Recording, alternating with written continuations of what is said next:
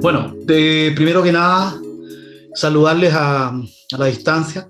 Digo la distancia porque yo me encuentro en este minuto en la ciudad de Barcelona, que es una de las capitales provinciales de Cataluña, y estamos retomando el curso sobre la semiosis, comunicación y discursos monumentales para lo que respecta a el bloque de la entrevista que haríamos inicialmente con un invitado que en este caso es una invitada que está en otro punto de Cataluña, en la ciudad de Barcelona, que es la capital, digo, de la comunidad autonómica de Cataluña, y que es un personaje muy importante, muy entrañable, una persona muy querida, especialmente por la gente que vive en esta parte del mundo y viene de otras latitudes.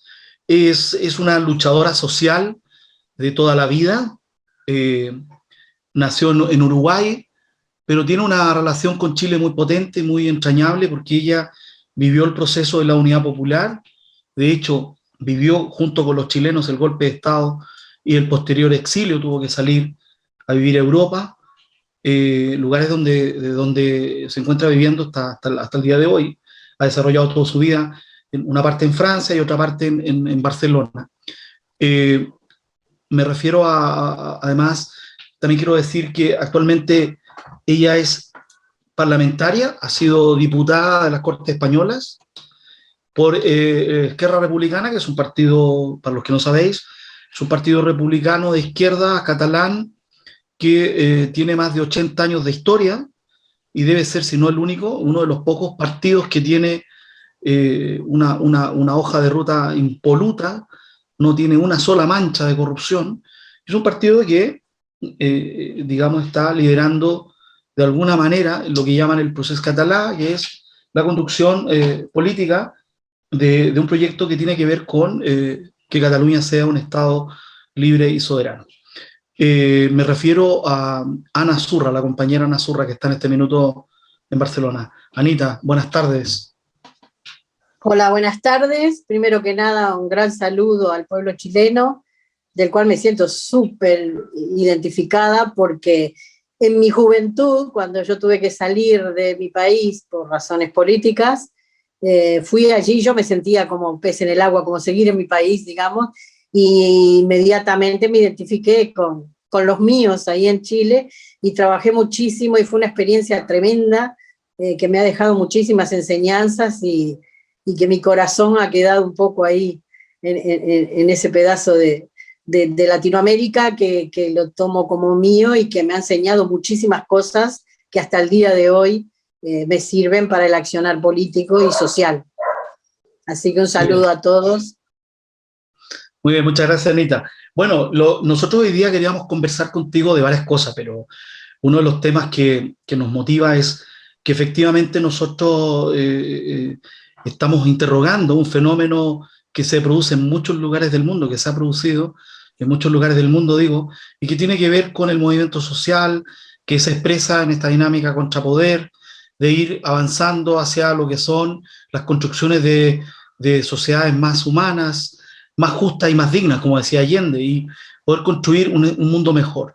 En esa perspectiva, tú eres parte de un proceso que es muy interesante, pero que también es muy desconocido, y que es el llamado procés catalá, en virtud del cual, decíamos, aspiráis a construir una nación, un Estado independiente. La pregunta que yo te quería hacer es, ¿cómo ves tú esto en relación a lo que han sido los otros estallidos que han ocurrido en el mundo, muchos vienen después? Hay algunos que dicen que el proceso tiene mucho que ver con lo que ocurrió después en el mundo, y cómo lo ves en relación a lo que es la lucha democratizadora y la construcción de un país mejor. Bueno, hay cosas generales y hay cosas particulares, ¿no? Yo pienso que cuando uno empieza a preocuparse por los demás, porque somos seres sociales y por lo tanto nos movemos por los movimientos de la sociedad para que la gente viva mejor, para que no haya niños que se mueran de hambre, que puedan educarse, en fin. Eso es lo primero que nos llama a la movilización, lo hacemos desde las organizaciones sociales y desde el movimiento social. pero llega un momento en que esa movilización social tiene un límite, y que si no digamos, lo encauzamos por el lado político, difícilmente tenga solución más que una gran explosión y luego otra vez volver a sucumbir, ¿no? Entonces ese es el problema que a veces nos encontramos. Y en esa medida de buscar soluciones políticas es la que nos ha llevado. A mí, por ejemplo, en Chile fue el tema, yo me integré con el movimiento social. Me acuerdo que en aquel momento, cuando había la huelga de comerciantes y camioneros, que yo inmediatamente salí a responder junto con mi vecino, ¿sí? Encontré en la práctica la explicación de lo que eran los libros políticos, el doble poder. El doble poder se hacía con la gente o con lo de arriba. Y esa organización que se hizo Chile en los cordones industriales y en las organizaciones barriales y todo lo demás, para responder a ese paro de camioneros y comerciantes, que era totalmente político y contra el gobierno de Allende, fue que yo me di cuenta la importancia que tenían las masas, pero también la importancia que tenía dar una respuesta. Cuando nos trataron de aniquilar el golpe de Estado, porque fue la única manera de que pudieran pasarle por arriba a la gente, era con la fuerza militar, entonces busqué una solución política, y dije, esto se tiene que resolver políticamente, y así he seguido mi vida desde joven hacia acá. Y bueno, y cuando llegamos a Cataluña, primero tratamos de unirnos para resolver nuestros problemas como sector, que era la inmigración, la falta de papeles, la imposibilidad de poder vivir, digamos, de una manera documentada aquí, para que no nos explotaran más de lo normal, digamos. Y entonces me uní a la gente para luchar contra la ley de extranjería, en fin, que era un tema nacional y qué sé yo. Y esa medida fue cuando empezó el pueblo catalán a movilizarse por su derecho a decidir. Fue que un grupo de inmigrantes de diferentes nacionalidades, de diferentes países y diferentes continentes, decidimos entrar a ese movimiento para incluir nuestras reivindicaciones. Porque decíamos, si nos aislamos de la gente de aquí, difícilmente solucionemos nuestros problemas.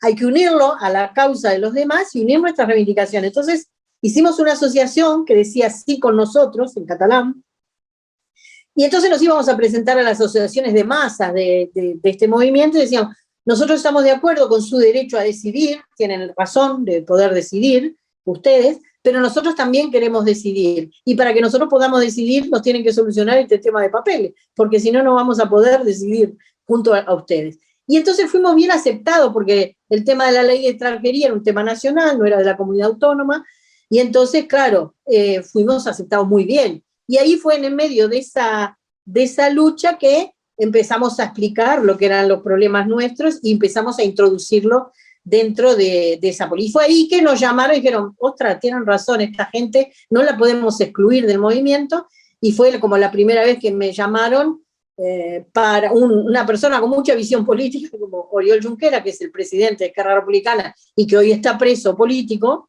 es el que tiene más años de pena, muy político, y él veía cómo venía la cosa, se dijo, vamos a integrar también a la gente que vino de afuera a este proceso, y me llamaron para ir a Madrid como diputada para el Congreso de los Diputados, para que fuéramos a mostrar allí el abanico de lo que era la sociedad catalana. Y dentro de la sociedad catalana, la emigración hoy por hoy es un 20%, y está previsto incluso que sea un 25% en 2030.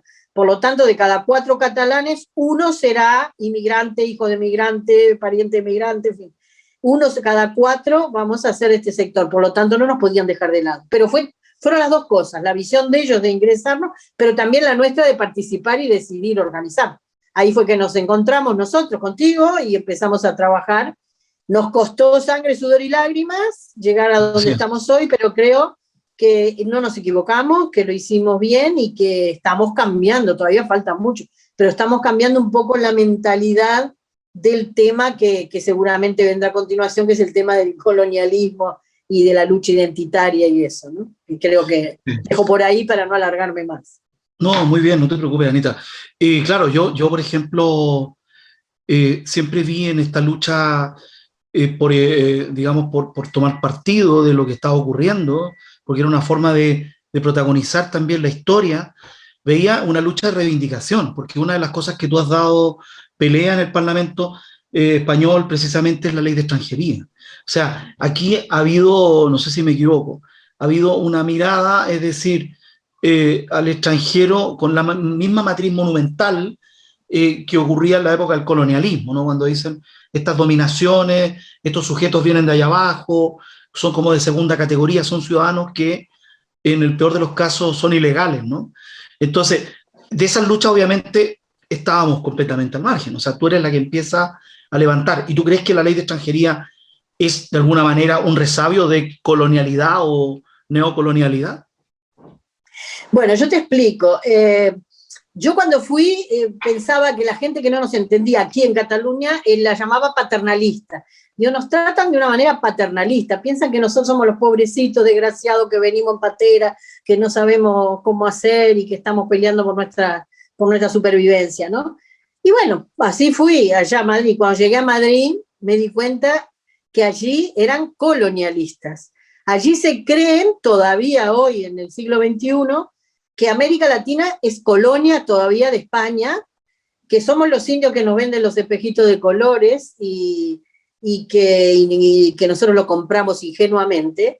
Y eso me dejó, yo no podía creer porque nosotros nos educamos desde América Latina pensando, sí, fuimos colonia de España y todo lo demás, es un país quizás del primer mundo, pero entre el primer mundo de ellos y nuestras, sobre todo Uruguay, yo que sé, algún país que tuvo la suerte de ser por poca gente y de poder avanzar económicamente, no nos veíamos tanta diferencia. Sin embargo, llegás a Madrid y te das cuenta que ellos se creen que somos los indios con arco y flecha.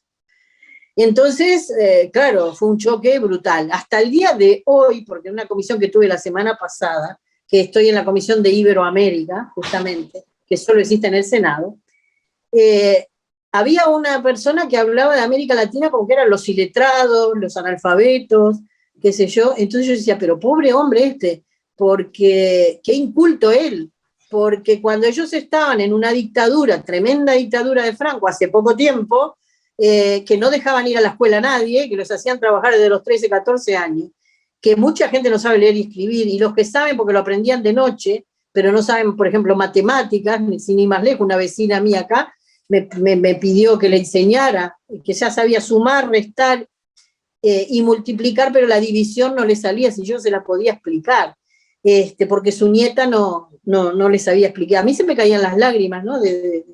de ver eso, pero sin embargo, eso ocurre hoy, ¿no? Entonces, claro, ver cómo nos tratan de una manera, yo, pero pobre, nosotros teníamos unas repúblicas, teníamos las escuelas gratuitas, laicas y obligatorias hasta los 16 años en la mayoría de los países, y íbamos a la escuela, y aprendíamos, mal o bien, pero aprendíamos. Digo, y entonces, ¿cómo puede decir este hombre eso? Pero al final, yo me horrorizaba, y le decía a mi compañero que catalán, le decía, pero vos te das cuenta de lo que está diciendo, yo estaba horrorizada. Él no lo sentía tan así, porque en el fondo existe esa mentalidad sin quererlo y sin, digamos, algunos lo hacen por gusto, pero sin ser por gusto, lo sienten así, ¿no? Sí. Y entonces yo decía, pero ¿qué es esto, no? Y ahí me di cuenta, y cuando vengo ahora acá en Cataluña analizo eso, creo que tenemos que trabajar muchísimo más, si bien este es un territorio donde nos reconocen más, donde han sido siempre, nos han recibido como una ley de acogida y no como una ley de extranjería,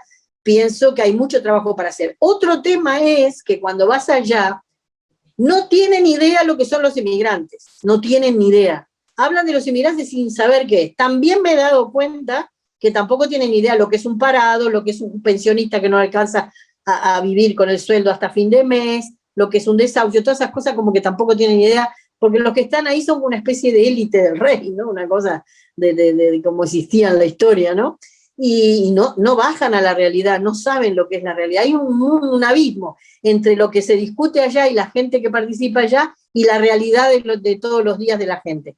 No solo con los inmigrantes, sino también con los trabajadores de aquí. Pero con los inmigrantes ya es algo que no tienen ni idea lo que es. Entonces, la reforma de la ley de extranjería, sí, la estamos trabajando, nos estamos moviendo, pero, por ejemplo, me pasa que estamos tramitando la modificación de esa ley, incluso senadoras socialistas nos dicen, qué bien que explicás esto, cómo llega a la gente, ¿no? Los puntos que nosotros estamos tratando. Pues yo digo, a ver, explíquenme, por ejemplo, cómo es posible que un DNI es el documento de identidad español, que lo hacen para 47 millones de personas, que tiene un chip inteligente que sirve para un montón de cosas, ¿cómo es posible que se lo dan en el momento que lo van a sacar?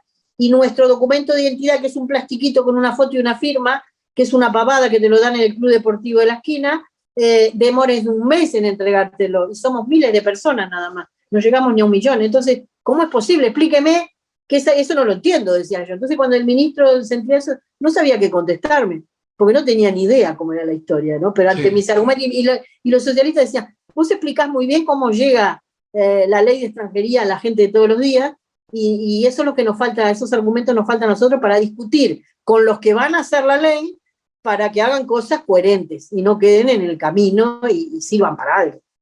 Sí, bueno, yo creo que has dicho una cosa que me parece súper importante de destacar. Esto de que no lo hacen es profeso, no lo hacen de manera malintencionada, esta colonialidad que hablamos, ¿no? Esto de estigmatizar al de abajo, porque llaman de abajo, no vienen de allá abajo, dicen simbólicamente porque venimos del sur, o venimos de África, o venimos de Centroamérica, sino es para señalar que hay una categoría de inferioridad y que está como internalizada. Es lo que llaman algunos el racismo sistémico o esta normalización de la discriminación, que incluso hay algunos que también dicen, a veces te dicen, hombre, yo no soy racista, pero, o te dicen, no, pero no lo digo por ti, porque tú no, lo digo por otros. A mí me ha pasado. Entonces, hay como una cosa que efectivamente, que ahí donde las sociedades tienen que ser muy hábiles, porque estas cosas están como entronizadas, muy enraizadas, y claro, hay que ir poco a poco porque la gente no lo ve. O sea, nadie se siente racista, nadie quiere serlo, pero lo son. Y yo diría, son más racistas y hay más racistas que lo que ellos piensan o que lo que creen. Entonces, una de las cosas que a mí me interesaba conversar contigo, además de que, claro, nosotros hemos visto que esta lucha que habéis dado ya era por visibilizarse, decir, los problemas que están ocurriendo aquí también me competen a mí, porque claro, hemos dicho, el proceso catalán es una lucha que también tiene que ver con construir una sociedad mejor, no solo un tema identitario, y también con derribar este tipo, porque tú has sido una de las pocas personas que ha puesto en el tapete este tema de la colonialidad o estas formas neocoloniales de sentirnos, o paternalistas, por si se quiere. Entonces, ahí hay como una cuestión que también es súper importante, digamos, de que esta lucha, insistir en que no es solo una lucha identitaria, no es solo una lucha también por construir una sociedad mejor, que también, pero es que una lucha por la inclusión. Y en ese sentido, es súper importante derribar, y nosotros lo planteamos así, derribar algunos mitos, ¿no? Es decir, el mito del descubrimiento de América, todavía en los colegios se sigue hablando acá de que América fue descubierta, se sigue hablando de que los españoles fueron allá y llevaron las iglesias y la ciudad y la plaza pública, cuando sabemos que existen santuarios ceremoniales de hace miles de años. Viracocha en el Imperio Incaico es un ejemplo, que ya tenía 7.000 o 4.000 o 5.000 años de antigüedad, antes que llegaran los españoles. Pero claro, hemos dicho también de que esta lucha, de alguna manera, la hemos visto entroncarse por el rescate de la memoria. Aquí se han puesto en énfasis, por ejemplo, el tema de los esclavistas. Se ha discutido incluso en la sociedad catalana de que, oye, no participamos de la conquista, pero ojo, estuvimos metidos en el negocio de los esclavos. Y hay una estatua en Barcelona, que hay un vídeo que lo ilustra, que es la estatua de Antonio López, que de origen asturiano, pero había desarrollado su vida en Cataluña, que fue derribada, fue sacada. O sea, ¿cómo ves tú esa lucha de este proceso que va avanzando por la conquista de un Estado, de una sociedad mejor, y recuperar la memoria y denunciar estos enclaves de racismo y colonialismo o neocolonialismo? ¿Cómo lo ves tú? Sí, no, yo creo que es sumamente importante, incluso en estos periodos de confinamiento. Yo he hecho muchos cursos y en uno fue muy interesante, fue con los países de Centroamérica, del Caribe, ¿no? Que muchos descendientes o sea, colonias inglesas, ex colonias inglesas, y en donde ellos hablaron cosas de la esclavitud que ni yo sabía, de que no fue la esclavitud, decir, bueno, vamos a abolir la esclavitud porque es muy lindo. No. los esclavos quedaban libres, pero primero tenía que trabajarle 2 años gratis a su amo para poder obtener esa pseudo libertad. Los estados pagaron a los esclavistas que hasta el año 2016, eso lo supe ahí, terminó Inglaterra recién en 2016 de pagarle a los descendientes de los esclavos por esa mano de obra que le habían sacado porque había que proclamar la libertad para la gente negra, ¿no? Entonces, claro, vos decís, y eso uno no lo ve, como cuando hay una guerra, y dice, terminó la guerra, tal. No, pero hay pila de cosas económicas que siguen funcionando muchos años después, ¿no? Que los países tienen que seguir pagando y qué sé yo.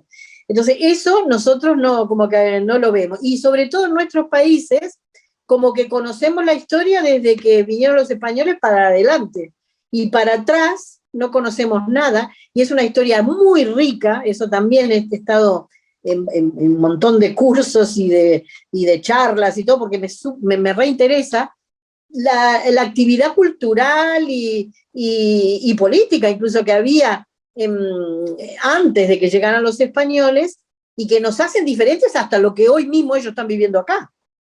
O sea, era más avanzado, incluso actividades económicas, ¿no? Como el Machu Picchu, que tenían un regadío ahí arriba en la montaña, impresionante, que hoy no lo hacen. Entonces, en una colina muy chiquita acá no lo saben hacer. Entonces, esas cosas hay que saberlas, hay que tenerlas, porque eso es lo que lleva luego a cuestiones como pasó con México, cuando dijeron, México le pidió a España que reconociera 500 años de oscurantismo, y todo el mundo dice, ay, pero qué barbaridad este hombre, que no sé qué. No, es que sí, todo eso hay que reivindicarlo, hay que sacarlo, y hay que enseñarlo a nuestros descendientes también, porque son cosas que nunca lo hemos hablado. O, por ejemplo, ahora con las comunidades indígenas, ¿no? Que no representan los mismos mapas de países que tenemos nosotros, que conocemos ahora. Yo siempre me peleé por decir, América Latina es una nación, contrariamente acá a Cataluña, que nosotros desde que vinimos acá vinimos pensando que veníamos a España y nos dimos cuenta que esto era otro país. Eso toda la inmigración lo ve. Esto es otro país, es otra nación. Fíjate tú, la semana que viene nosotros festejamos el solsticio de verano, cuando el resto de España no lo festeja. ¿Por qué? Porque era una cultura diferente. Entonces, en América Latina yo considero que somos al revés, que somos una nación dividida en 22 países, sí. Y acá es un país dividido en 4 naciones, ¿no? Pero digo, esa unidad de las comunidades originarias, eso lo tenemos que tener un poco más, porque ahí vamos a entender mejor por qué somos una identidad nosotros, todos, ¿no? A pesar de que mucha gente ya es descendiente de los que viajaron de aquí para allá, ¿no? De los que fueron a colonizarnos. A pesar de eso, tenemos un montón de raíces comunes y tenemos que reivindicarlas y aprenderlas y defenderlas, porque eso también hace comprender un montón de cosas, como el caso de Bolivia, el caso de los mapuches. Al Congreso han venido mapuches no solo de Chile, de Argentina, de otros lados. Ellos son el pueblo mapuche, no podemos dividir con esa frontera. Es como el África, ¿no? Si tú ves el mapa del África, está dividido con una regla y una cuadra. Y esto no es la realidad de la gente. O sea, la gente se divide por otras cosas y por incluso accidentes geográficos, ¿no? Porque si detrás de una montaña no se juntan con los del otro lado, entonces fueron evolucionando de una manera diferente. Pero nunca es el mapa que nosotros conocemos hoy del África, jamás. Entonces eso se lo fueron repartiendo las colonias de los europeos, que cuando fueron a explotar y siguen explotando económicamente, pues una cosa es la dominación política y otra la económica.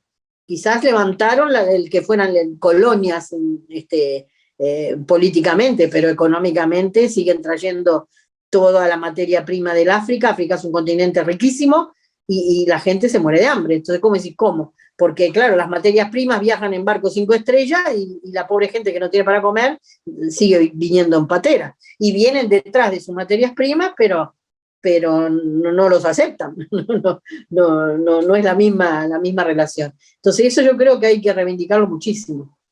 Sí, has dicho un par de cosas que también me parecen interesantes, porque, claro, tú pones el ejemplo de la patria grande que llaman algunos de América Latina. Yo creo en esa patria grande, que somos mestizos, que somos descendientes indígenas y de españoles también, pero ahí se ha construido una nación, somos una nación, somos una patria grande que tiene, como dices tú, más de un estado. Pero acá, por ejemplo, uno podría entonces decir que el caso catalán, por ejemplo, también es una suerte como de colonialidad, ¿no? De sufrir esta como... Porque claro, uno nota que efectivamente hay una lucha ahí y hay una hegemonía cultural, que hay un pueblo que como que se pone arriba del otro, ¿no? O sea, de alguna manera los catalanes también viven esa problemática, ¿no? ¿Cómo lo Sí, ves en tú? concreto, esta es una tierra que fue invadida por los Borbones, que son los reyes, ¿no? La dinastía borbónica, hace 300 años, o sea, 100 años antes de que nosotros empezáramos a liberarnos, invadieron militarmente, tanto Valencia como aquí, como todos los países catalanes, porque los países catalanes no es solo Cataluña, está toda la comunidad valenciana, las Islas Baleares y el norte, el sur de Francia, que nosotros llamamos Cataluña Norte, incluida Andorra, que Andorra logró separarse como un estado tapón ahí, sobre todo para hacer ¿cómo se dice? Un paraíso fiscal para Paraíso los que tienen fiscal. mucho dinero, pero que hablan catalán, se organizaron, Sí, son poquitos, los y catalanes, sí. nadie se preocupa de ellos, pero ahí es donde lavan todo el dinero, ¿no? Bueno, y entonces todo eso era de los países catalanes que decimos. Países Entonces catalanes, sí. eso, claro, fue invadido directamente, no hay verso ahí, no hay que eran, pero que no, fueron invadidos hace 300 años. Incluso acá cuando llegamos decían, qué raro, es un país que festeja el lugar. Nosotros festejamos nuestras independencias, ellos festejan el día que Derrota. cayó, que Sí, fue el 11 de septiembre, ¿no? De sí. 1714, festejan ese día hasta el día de hoy. No tienen otra fecha de conmemoración, o sea, imagínate, una cosa que nunca vista para nosotros, ¿no? Sí, sí, la perspectiva es interesante para la gente que no conoce el tema, que la perspectiva histórica uno ve claro efectivamente que es una lucha Sí, sí, sí.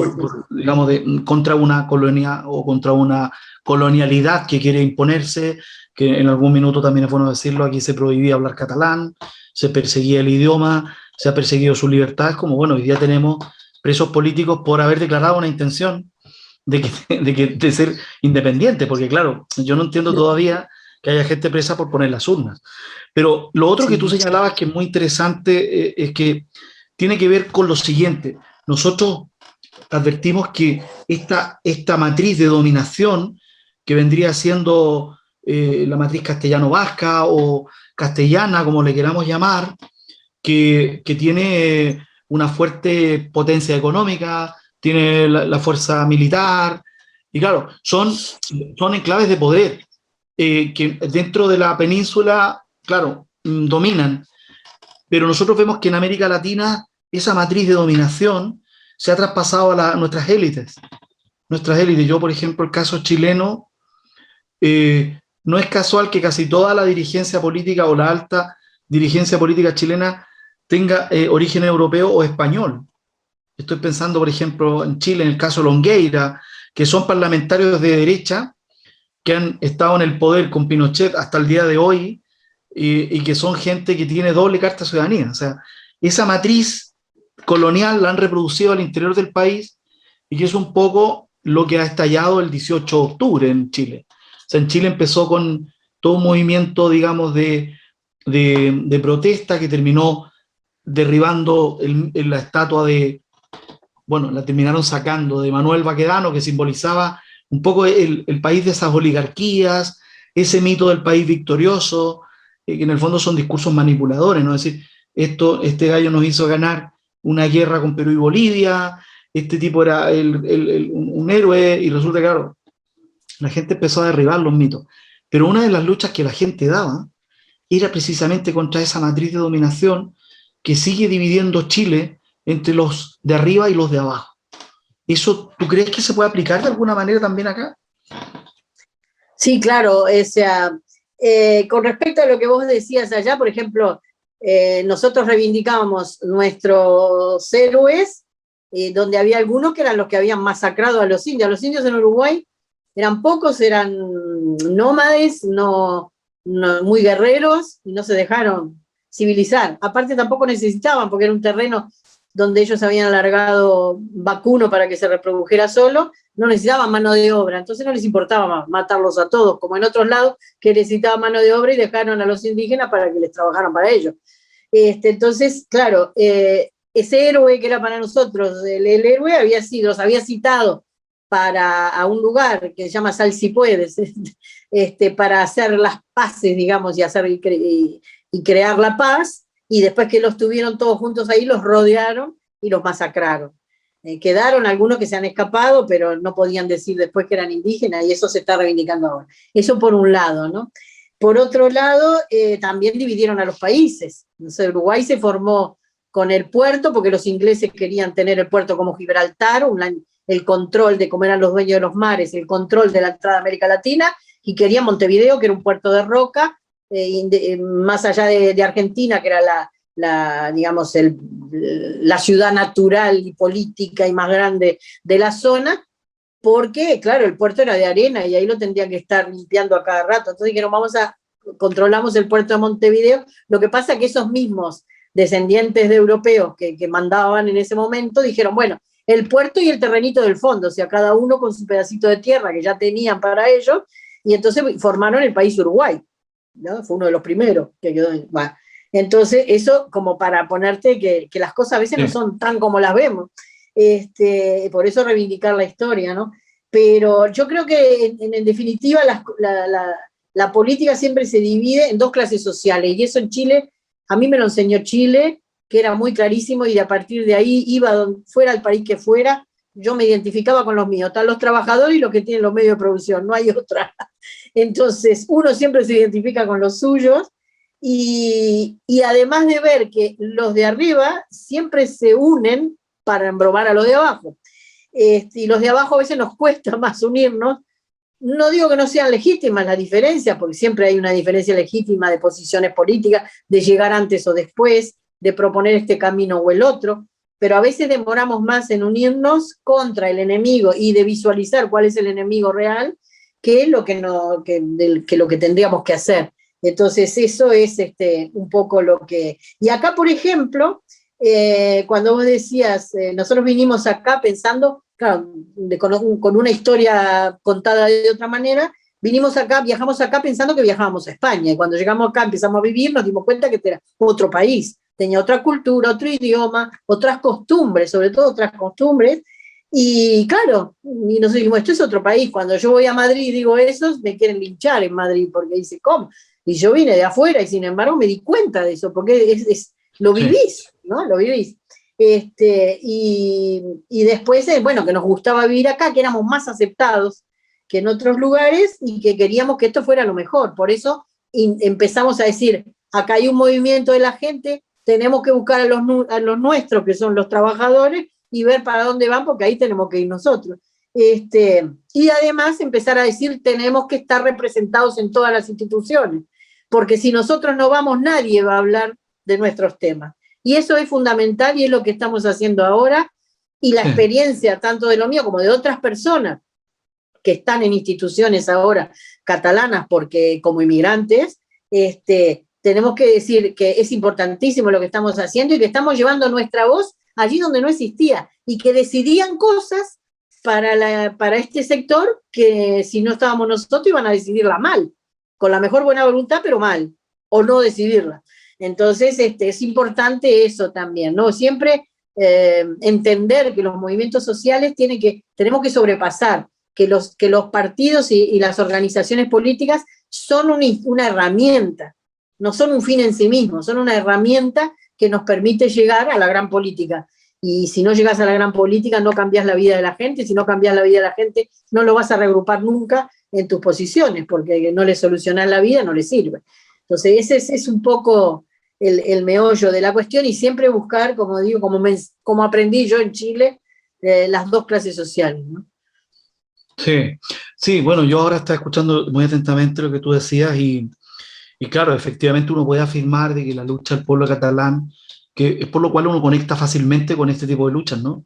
Y claro, tenía mucho de denuncia del colonialismo, del patriarcado, se articulan banderas ahí que uno, claro, dice la lucha feminista, la lucha, por ejemplo, por eso que los pueblos nuestros, la gente que viene de fuera ha simpatizado, hay una lucha antipatriarcal, anticolonial, antirracista. Espera un minuto y voy a cerrar la ventana, espera. Porque si no todos los ruidos de ahí afuera... Igual eso lo podés cortar, ¿no? Álvaro, sí, no, si el Álvaro lo va a editar. Vale, vale. pero no te Pues preocupes. ya ve, pasó una moto y bueno, Sí. seguimos. No, yo decía que efectivamente la lucha del pueblo catalán, claro, cuando uno la ve en esta mirada que hacen los medios de comunicación, que tienden a reducir o a, yo diría, banalizar un poco el tema, claro, te ponían a la lucha de unos nacionalistas por independizarse contra un país. Lo que no se decía es que ahí hay una historia, una lengua, una cultura, una tradición, que dicho sea de paso, si tú tomas un tren, no el AVE, sino el tren, y te vas de Cataluña a Andalucía en tren, vas a ir viendo cómo va cambiando el panorama. Y llegas de un punto a otro y estás en otro país. O sea, si te subes en Barcelona y te bajas en Sevilla o en Málaga, estás en dos países distintos que son muy preciosos ambos, que tienen puntos en común, pero son dos culturas completamente distintas. Por lo tanto, pero esa lucha siempre la hemos visto, eh, insisto, como una lucha que articula otras luchas, la lucha democratizadora, en ese sentido, la lucha por la inclusión, la lucha de inclusión, digo, por la incorporación y el multiculturalismo, ¿vale? O el interculturalismo, más bien, la lucha por la reivindicación de la mujer, de la lucha de la mujer, la lucha en ese sentido de la denuncia anticolonial, antipatriarcal, todo eso de alguna manera se expresaba. Lo que pasa es que, claro, en la bandera era la estelada, ¿no? Pero todo eso estaba allá adentro. Nosotros lo veíamos así, como algo, como un movimiento muy movilizador, que generaba mucho atractivo, digamos, muy democrático, muy convocante. O sea, aquí se dieron manifestaciones de 2 millones de personas, que se dice poco, pero yo no recuerdo en los últimos 40 años en el mundo manifestaciones tan multitudinarias, pacíficas y cívicas. Entonces, claro, la lucha esa es una lucha que incorpora muchos aspectos y sin duda que es una lucha anticolonial, y por ahí pasaba, como te decía, también el derribo de monumentos esclavistas, por ahí pasaba una serie de símbolos. Por ejemplo, acá hay una iconoclastia que es muy fuertemente penalizada, que es quemar todas las figuras del rey, quemar incluso, poner al rey de cabeza hacia abajo. Este es uno de los pocos países que penaliza a la gente por hablar mal del rey, digamos. Cuando tenemos un rey, estamos hablando del que está viviendo en Arabia Saudita. O sea, todo eso involucraba esta lucha que de alguna manera, yo diría, fue vista en muchos lugares del mundo como una pequeña influencia o alguna conexión existe con lo que vino después la primavera árabe, entre medio el 15M, o sea, todo eso de alguna manera surge un poco por estos lados. Y América Latina, bueno, viene después, porque vino un poquito después, ¿no? Eso es así, o sea, nosotros lo hemos leído siempre de esa manera.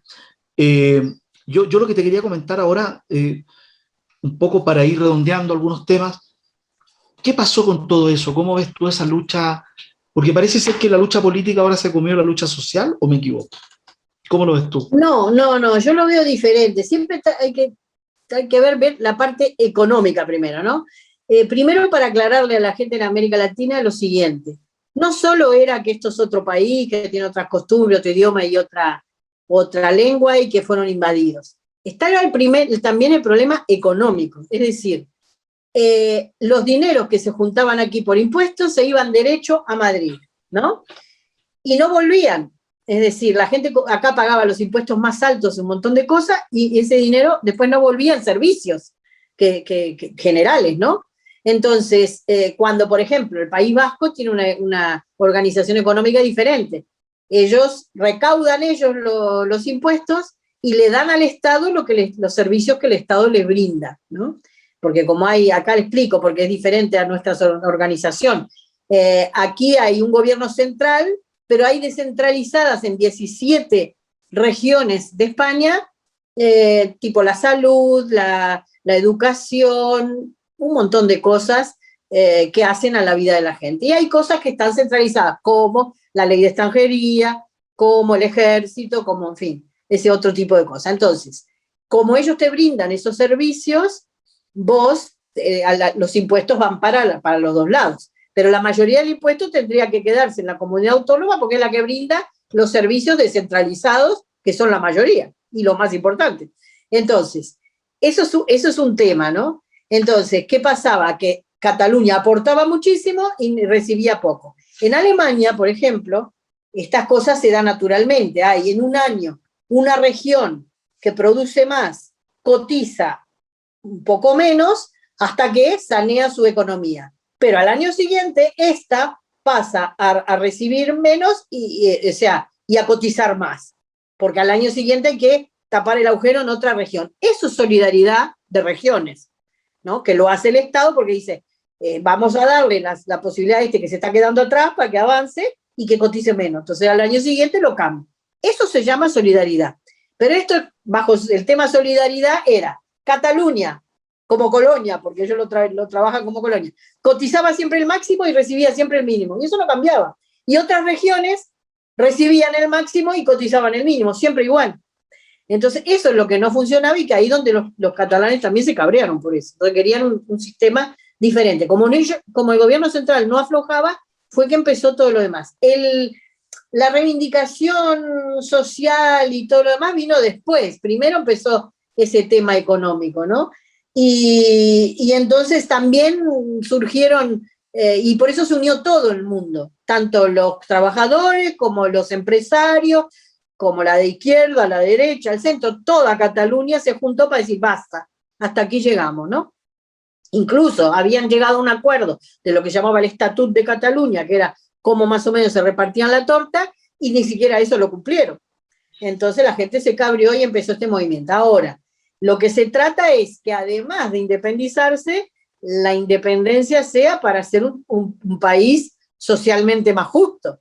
Esa es nuestra lucha, la de los trabajadores. Habrá burgueses o empresarios que quieran independizar a Cataluña para ganar más y separarse de España por ese hecho. Muy poco, porque en general a ellos les sirve más que siga España sacando, porque ellos están unidos a nivel del país, ¿no? Nosotros somos los que nos dividimos. Y entonces, ahí es donde nosotros tenemos que luchar para avanzar más. Y ahí es donde la inmigración también tiene que luchar más para que la nueva República Catalana venga con una igualdad en cuanto a la situación de la inmigración, que no haya ley de extranjería, que acá la gente pueda circular lo más bien, tener documentación para trabajar, en fin, como en todos los países, como se hace en los países nuestros. Entonces, eso es un desarrollo desigual y combinado, como todo en la sociedad, ¿no? Sí. Hay diferentes sectores que cada uno tira para lo suyo y bueno, nos unimos en cuanto a la independencia y en cuanto a sacarnos a Madrid de arriba y por otro lado nos dividimos donde viene después cómo vamos a hacer esa República Catalana. Por eso cuando en aquel momento mientras todos estaban preocupadísimos por la declaración unilateral, nosotros los emigrantes estábamos preocupadísimos por cómo iba a ser esa constitución catalana y cómo nos iba a dejar a nosotros, si íbamos a ser iguales desde el minuto cero o no, y estuvimos discutiendo punto por punto lo que estaba en el esbozo de lo que iba a ser la nueva constitución catalana en los temas que a nosotros nos importaban. Eso lo hicimos muy bien, yo creo que lo hicimos muy bien, lo que pasa es claro, después vino lo que vino y todo eso se trancó. Pero nosotros no estábamos tan mal encaminados para que esa nueva constitución fuera socialmente justa, sobre todo con nuestro sector. Eso creo que hay que decir. Y además aprendimos aquí, siempre se aprende, otras formas de lucha. Nosotros veníamos de la lucha armada contra nuestros países, o con la lucha, la vía chilena al socialismo de Allende, que a veces nos costaba entender, pero que fue importantísima y fue diferente.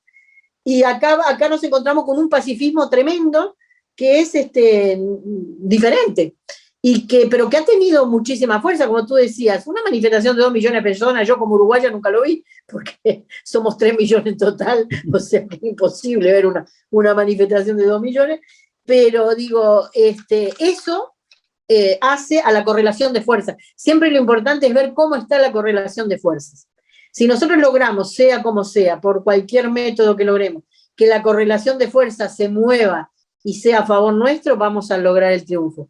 Si no, no. Y entonces hay que saber tomarle el pulso a los movimientos sociales, y eso es lo que está pasando ahora en América Latina. Se están levantando la gente, en Chile, los jóvenes, en Bolivia, cuando fue que le robaron las elecciones y salieron las comunidades indígenas adelante, pero con todo masivamente. Eso cambió la correlación de fuerza. El problema es que después hay que canalizarlo y combinar, ¿no?, los movimientos sociales con los políticos, siempre teniendo en cuenta que los partidos políticos son herramientas y no un fin en sí mismo, ni para colocar a personas en lugares claves, sino para organizar lo que viene después, ¿no? Pero acá aprendimos mucho sobre este pacifismo que tiene su fuerza. A nivel europeo, por ejemplo, contaban muchísimo con esa representación masiva de la gente que han hecho cosas extraordinarias que a mí no se me hubieran ocurrido nunca, y sin embargo la gente estaba ahí plantada para hacer aquella unión de punta a punta de Cataluña, de la mano todos,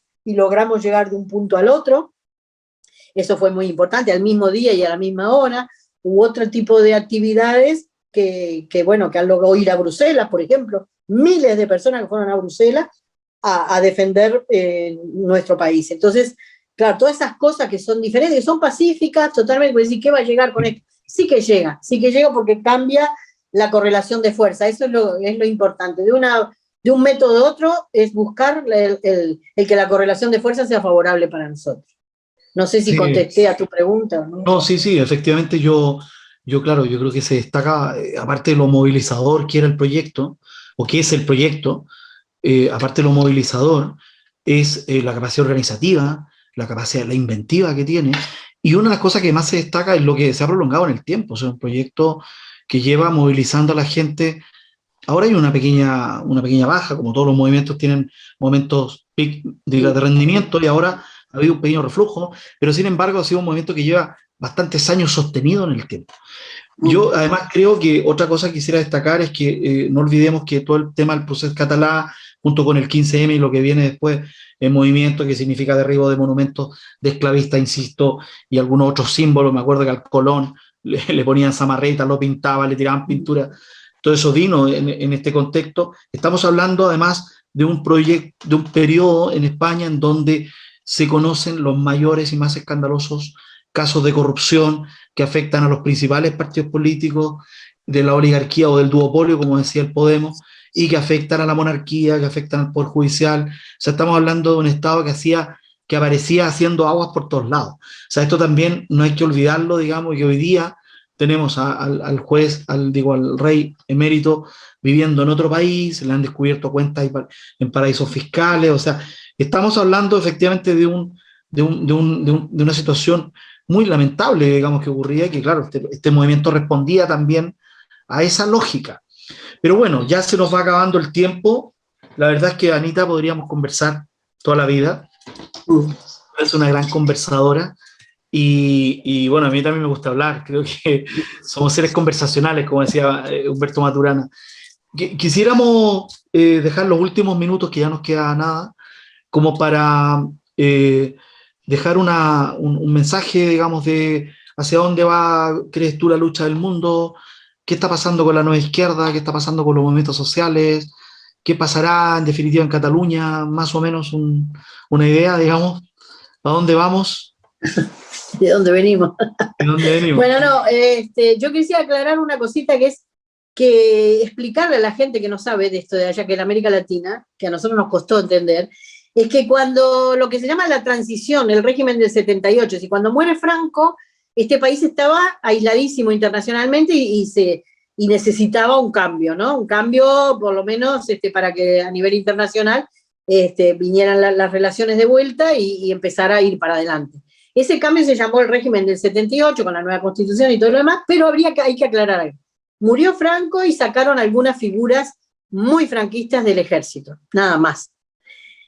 La justicia siguió igual, funcionando igual, con las mismas personas y todo lo demás, o sea que eso lo vemos hoy, cómo perjudican, por ejemplo, las condenas al proceso de Cataluña, porque son las mismas personas que estaban con Franco, ¿no? Sí, sí. Bueno, entonces, o sea que eso es y además eso de transición, llevamos 40 años, una transición puede ser de 3, 5, 10 años, pero 40 años ya no es transición, ya es un régimen estable. Eso es lo que se está tambaleando ahora, y eso es lo que, pero ha durado bastante, porque yo creo que ahí la izquierda no supo manejarse. Con respecto España, a lo que pasó... Disculpa que te haga una interrupción. En España surge curioso que se habla, por ejemplo, de reconquista y duró 8 siglos. Eso no es una reconquista. ¿Cómo hacer una reconquista? 8 siglos. Lo mismo, una transición de 40 años no es posible. No es una transición. Claro. Sí. Pero bueno, mientras no haya nada que se oponga, ellos siguen para adelante porque tienen la sartén por el mango, ¿no? Después el hecho de, por ejemplo, el 15M, que fue un movimiento social cuando ya los recortes y las cosas no daban para más, y ahí fue un movimiento social pero muy heterogéneo, ¿no? Fue masivo pero muy heterogéneo. Ningún país, ningún partido podía ponerse encima de eso. Y ahí surge, bueno, Podemos y todo un montón de grupos así, y eso es lo que no caminó, porque ningún partido podía ponerse encima de lo que había sido el movimiento social ese, ¿no? Y la prueba está que llegaron, y hay una cosa que siempre cometemos el mismo error, que cuando llegamos pensamos que hay que inventar todo, ¿no? Y volvemos a caer en los mismos errores que si estudiáramos la historia de otros lugares, de otros países, de otras circunstancias, vemos que las cosas se repiten en lo esencial. Y que si un camino no marchó, no va a marchar ahora, por muy jóvenes que seamos, por muy lindos. O sea, se comieron esa parte, ¿no? Sí. Como diciendo, vamos a descubrir la pólvora, y la pólvora ya estaba descubierta, y eso fue un error. Por eso siempre hay que estudiar, siempre hay que analizar políticamente los errores del pasado, las situaciones del pasado, aunque sean errores o aciertos, y ver qué podemos sacar de eso para proponer cosas futuras. Yo creo que en este momento, y sobre todo en América Latina, están surgiendo de vuelta los movimientos sociales importantes, pero si eso no se acompaña con una reorganización de la política, la vemos difícil. La política sin errores. Tenemos muchos errores para sacar de las experiencias en América Latina, sin ir más lejos, que las tenemos que analizar y decir las cosas como son, y sobre todo que todavía contamos con gente que participó en esos momentos, para hacer un estudio muy profundo de esto y para no repetir los mismos errores y volver a caer en las mismas trampas que caímos ayer, ¿no? Creo que eso es importante para América Latina y para el mundo, pero sobre todo América Latina, porque la gente ya ha perdido el miedo, y perdieron todo, ya no le quedaba más que el miedo y lo ha perdido. Vemos Colombia, cómo están enfrentándose los jóvenes frente a un ejército armado hasta los dientes, ejército que hicieron para invadir Venezuela. Sin embargo, lo están utilizando contra su propia gente y contra sus propios jóvenes desarmados. Entonces, sí, claro, hay que apoyar eso, pero hay que apoyar analizando los errores para que no se pierdan más vidas humanas, sobre todo vida de los trabajadores y sus familias, para que podamos realmente, con ese esfuerzo que están haciendo, llegar al mejor resultado. Creo que ahí es donde nos tendríamos que hablar sin tapujos, la gente de izquierda y que fue dirigente o que es dirigente de los partidos, y empezar a dejar algunas rencillas de lado y analizar la cosa, pero es difícil, es muy difícil porque cada uno piensa tener la razón absoluta o la verdad absoluta, y es imposible. Siempre hay cosas que hay que saber, digamos, y sobre todo escuchar a la experiencia, ¿no? La experiencia bien analizada, por supuesto. Creo que es un tema. Yo siempre me peleo con los grupos políticos que no tienen un grupo de sabios como nuestras comunidades indígenas. Cuando empezó esto de la pandemia, lo primero que decían los indígenas era: si se nos mueren nuestros ancianos, ¿quién nos va a aconsejar? No era dirigir, aconsejar, para justamente que no se repitieran los mismos errores, ¿no? Y eso creo que lo tenemos que rescatar de nuestra historia, porque en definitiva es nuestra historia. Yo siento que, para terminar un poco la idea que tú dices y para ir cerrando ya, que porque claro, a veces nosotros que venimos de fuera tenemos esa capacidad de ver un poco desde fuera también, estando dentro, lo que pasa aquí, ¿no? Y ese es el sentido que también aporta mucho el que viene de fuera, que te ayuda como a poner el espejo en aquellos lugares donde tú estando dentro no lo ves. Y claro, a mí me llama mucho la atención esta cosa media esquizo, ¿no? De que como que todo empieza conmigo, como que la historia no existe. Bueno, ellos tampoco miran atrás sobre lo que han sido como pueblos. Yo les decía el otro día a los catalanes, a unos amigos catalanes: oye, es que no sabéis lo que habéis hecho en América Latina, no conocéis la historia de personajes muy importantes, bueno, etcétera. Hay como una cosa media esquizo, lo mismo un poco a lo que decías tú, estas nuevas formaciones políticas que surgen con los estallidos sociales, como que les costó un poco, aunque miraron hacia Chile también, hacia la Unidad Popular, miraron hacia algunos referentes, pero yo creo que es como que todo empieza conmigo, o sea, y eso es muy divertido porque somos un mundo, una civilización de colaboración, que hemos ido llegando hasta donde hemos llegado con el aporte, y esta bola ha ido creciendo y ha ido pasando y traspasando de generación en generación. La política es lo mismo. O sea, es raro eso, fíjate. Y pasa también es que los partidos de repente como que se forman de un año para otro, se forman de nuevo. A mí me sorprende cuando ven un dirigente que está haciéndolo muy bien, ¡pum!, le cortan la cabeza y aparece otro. Y ese dirigente lo mandan a la casa. Y digo, ¿y esto qué es? Es como medio cainita, medio esquizo. Contrariamente a lo que dices tú, de estos consejos de sabio que uno dice, coño, tiene que ir avanzando con la gente y no restando gente, sumando. Pero bueno. No, y otra cosa también, hay que saber inventar, porque no se trata de ver, a ver qué dijo Marx o qué dijo Lenin en aquel momento. No, eran otra época, otras cosas, y no habían vivido todo esto que vivimos. Hay que inventar cosas. Tampoco es volvernos y hacer esquemáticamente lo mismo que pasó, porque por algo no se ha llegado. O sea, hay que inventar cosas nuevas, pero teniendo en cuenta todo eso, ¿no? Y eso, lo que tú decías es una reflexión crítica, y lo que tú decías es analizar las experiencias, las buenas experiencias, y también aprender de las malas experiencias. O sea, en el fondo no es reproducir realidades ni recetas, que eso es la otra tara otro error que se puede cometer.